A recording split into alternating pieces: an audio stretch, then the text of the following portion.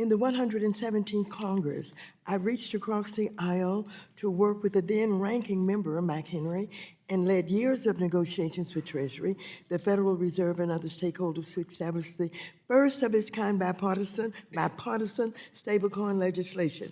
Unlike the Republican bill posted for this hearing, our bill creates a strong regulatory framework that supports the responsible innovation with federal oversight, along with a role for states. My bill includes appropriate supervision authority, including for third-party vendors, along with civil and criminal penalties for violations, language to address overseas threats like from Tether, and a ban on convicted individuals like Sam Bankman-Fried. In your testimony, you said, in the wake of serious national security threats like billion-dollar hacks by rogue nations, growing integration of cryptocurrency as a tool for transnational organized crime, market manipulation and fraud that can threaten system integrity and stability, as well as pressure from adversarial nations seeking to develop and leverage alternative payment systems to weaken and circumvent the dollar. It is clear that strong safeguards, including for U.S. competitors, are needed. Do you stand by that? Why is what you're telling us so important? Yes, ma'am. It's entirely necessary. I think we all would find it totally acceptable for the nation's greatest threats to us, which often are on the other end of our sanctions, to be able to leverage the U.S. dollar and to get access to the U.S. system. Yet that is happening in U.S. dollar-denominated stablecoins. So many of the protections, like what you just mentioned on extraterritorial application, are needed in order for us to make sure that our adversaries are not exploiting our system. Thank you very much. I think enough is going to be said here today to see the difference between what Mr. McHenry and I was trying to do and what this bill does not do. But I want to jump over to something a little beyond stablecoins. When Trump first issued his meme coin 3 days before his inauguration, I expressed my deep concern. I warned that this raised major conflicts of interest, national security risks for the country, and left consumers vulnerable to rug pulls, market manipulation, and more. Unfortunately, that has happened. Can you quickly tell everybody what a rug pull is and how it works?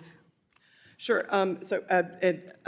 With limited time, just basically when people are trying to hype up and get people to invest in an asset and making a broader promise, and then ultimately pulling out your investments in the assets, and ultimately that ends up normally crashing the market value.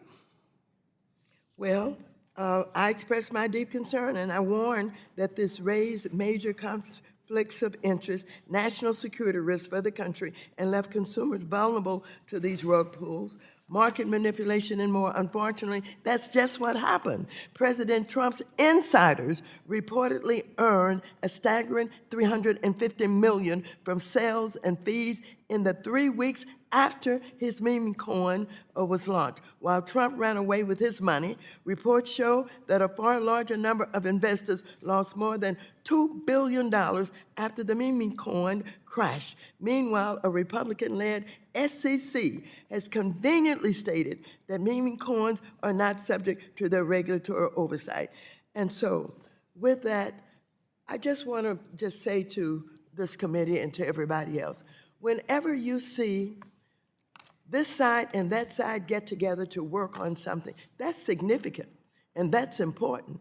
And you cannot just erase the fact that Mr. McHenry and I put together stable coins with the kind of guardrails that would avoid consumers from being ripped off. Now, I can't understand why anybody on either side of the aisle would ignore all of this, and a new SEC, headed by someone who does not believe in guardrails, would continue to go down this road. We're not just talking about what you have advised us about.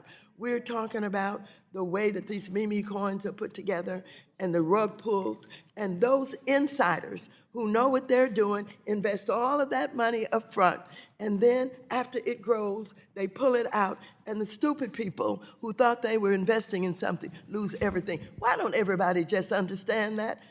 Well, I yield back the balance of my time.